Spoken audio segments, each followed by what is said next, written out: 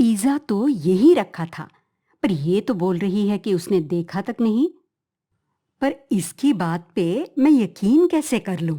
ऐसे सोचते हुए मीना ने फिर से पूरा घर छान मारा, इधर उधर ढूंढती रही, पर पिज्जा नहीं मिला। पर मुझे तो इस पर ही डाउट हो रहा है। ऐसे सोच रही थी कि गोपिका बोली, सासू माँ, एक तो आप जब नहाने गई थी, घर का दरवाजा भी तो खुला छोड़ दिया था। हो सकता है कोई कुत्ता आके लेके चला गया हो। ये सुनते ही मीना को बहुत गुस्सा आया। हाँ, घर के अंदर कुत्ता आकर पिज्जा को लेकर बाहर जाएगा, और उस डब्बे के अंदर पिज्जा है, ये उस कुत्ते को कैसे पता चला? ऐसे उन्होंने गुस्से में कहा।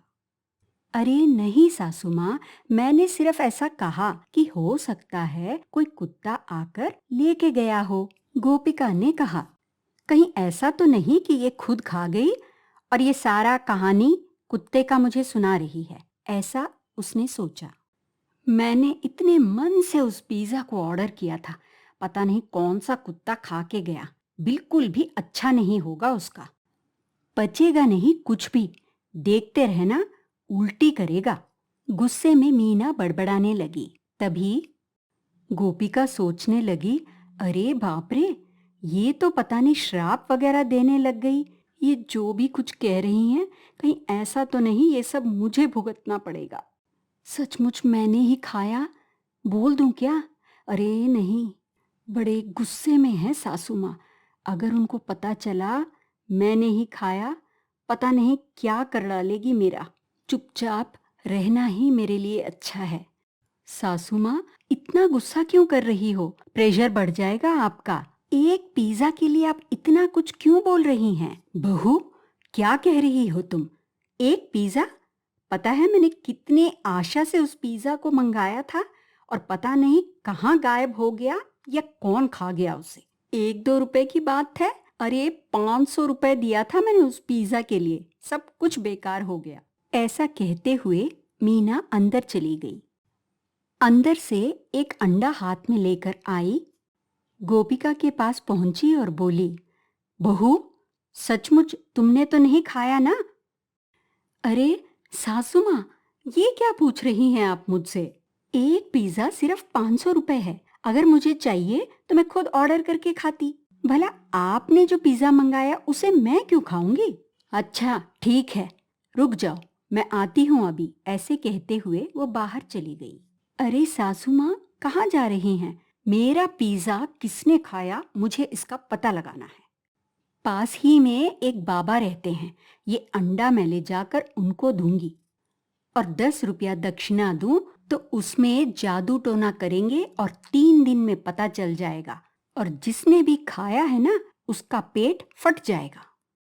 तब मुझे पता चल जाएगा किसने मेरा पिज्जा खाया। ये सुनते ही गोपिका को बहुत बड़ा धक्का लगा। मैंने तो सोचा था थोड़ी देर तक पिज्जा की बात चलेगी, फिर भूल जाएंगी और अपने काम में लग जाएंगी, पर अब लगता है ये तो मेरा जान लेके छोड़ेंगी। बाप रे, बहुत ही डेंजरस औरत है ये। सासू माँ, आप एक पिज्जा के पीछे ये जादू टोना के चक्कर में क्यों पड़े हैं? एक पिज्जा का दाम सिर्फ 500 रुपए है। उसके लिए आप एक अंडा और 10 रुपए दक्षिणा देकर उसको खत्म करना चाहते हैं क्या? तुम्हें क्यों इतना बुरा लग रहा है? मैं तो उसके लिए बोल रही हूँ जिसने पिज्जा खाया। अरे मैं फील नहीं कर रही, आप ही सोचिए, क्या ये जरूरी है? दरवाजा खुला आपने रखा था, खुले दरवाजे को देखकर कोई कुत्ता आकर खा गया होगा। अगर आपके इस जादू टोना से वो कुत्ता मर गया तो बोलिए, बेचारा जानवर बोल तक नहीं पाएगा। जिस कुत्ते ने खाया ना, पेट फट के मर जाए, कोई बात नहीं। गुस्से में ऐसा कहते हुए मीना वहां से बाहर की ओर गई। गोपिका को नहीं लगा था कि ऐसा कुछ हो जाएगा। उसे लगा सास को मना लेगी, पर सासू माँ ये सब कर बैठेगी, उसने अपने सपने में भी नहीं सोचा था। अब आगे क्या होने वाला है, इसी सोच में बैठी थी कि उसकी सासू माँ घर वापस आ गई। क्या हुआ सासू माँ? मैंने इस अंडे में जादू टोना करवा दिया, 3 दिन में पेट फट के मर जाएगा। ये सब सुनने के बाद गोपिका को अपने मन में बहुत डर पैदा हो गया।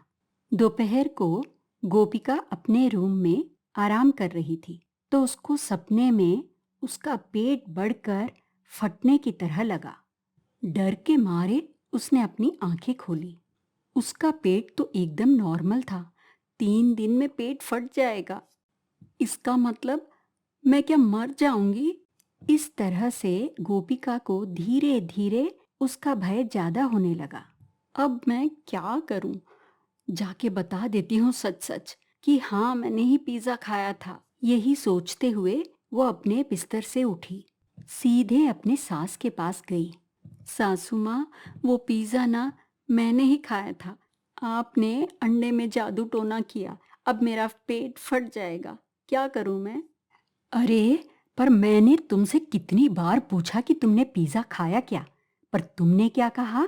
मैंने नहीं खाया, कुत्ते ने ही खाया होगा, इसीलिए मैंने जाके ये जादू टोना करवाया। 500 रुपए का पिज्जा खाया, कुत्ता मरे तो मेरा क्या, ऐसे सोचा। मैं अब कुछ नहीं कर सकती। सासू माँ, प्लीज वो बाबा के पास जाइए और इस चीज को रोकिए ना। इसका कोई तो जरूर उपाय होगा। ठीक है, तो तुम्हें भी एक काम करना पड़ेगा। क्या करूं? मैंने जो चिकन पिज्जा ऑर्डर किया था ना, वो ही मेरे को तुम ऑर्डर करके दो। पर 1 नहीं, 3 चाहिए। तभी मैं जाके उस बाबा से मिलूंगी और जो भी कुछ उन्होंने किया उसे उल्टा करवाऊंगी। ठीक है, मैं भी ऑर्डर करती हूँ, पर वो बाबा से तो मिलके आइए। नहीं नहीं, पहले ऑर्डर करो, मैं पिज्जा खा के फिर बाबा से मिलने जाऊंगी। गोपिका ने पिज्जा वर्ल्ड को फोन लगाया और 3 पिज्जा ऑर्डर किया। आधे घंटे के अंदर तीनों पिज्जा का डिलीवरी भी हो गया। पिज्जा को लाकर अपने सास के सामने रखा। लीजिए सासू माँ, आपके तीनों पिज्जा लीजिए। तीनों पिज्जा को झटपट खा के खत्म किया मीना ने। आहा, कितना अच्छा है ये पिज्जा, बहुत मजा आया खा के, ऐसे उन्होंने कहा। सासू माँ, जल्दी जाइए और उस बाबा से उस जादू टोने को रोकिए। इन सब चीजों की कोई जरूरत नहीं है। सासू माँ क्या बोल रही हैं? जो भी कहा वो सब झूठ था। क्या झूठ? हाँ, झूठ था। मुझे डाउट था तुमने ही पिज्जा खाया है, पर तुमने क्या कहा? कुत्ता ने खाया। मैंने तुरंत कुत्ते को श्राप दिया तो तुमको बड़ी फीलिंग होने लग गई थी। एक कुत्ते के लिए दूसरा कुत्ता क्यों फील कर रहा है? मुझे तभी डाउट था। मुझे पक्का कंफर्म हो गया कि ये पिज्जा तुमने ही खाया है। पर मैं ये सब ना तुम्हारे ही मुंह से सुनना चाहती थी, इसीलिए अंडे का सारा ड्रामा किया। 3 दिन में पेट फट जाएगा, ये सोचकर तुम्हें भी ऐसा ही लगा। डर के मारे सच बताया। 1 पिज्जा तुमने खाया, 3 पिज्जा मुझे लेके दिया। बड़ी ही अच्छी बहू हो तुम, ऐसा मीना बोल के हंसने लगी। बाप रे, क्या सासू माँ है, कितना क्रिमिनल माइंड है तुम्हारा। इतनी स्मार्ट होकर भी मैं इनसे हार जाती हूँ। हिश, कैसे उल्लू बनाया इन्होंने मुझे, ऐसा सोचकर उसे बहुत बुरा लगा।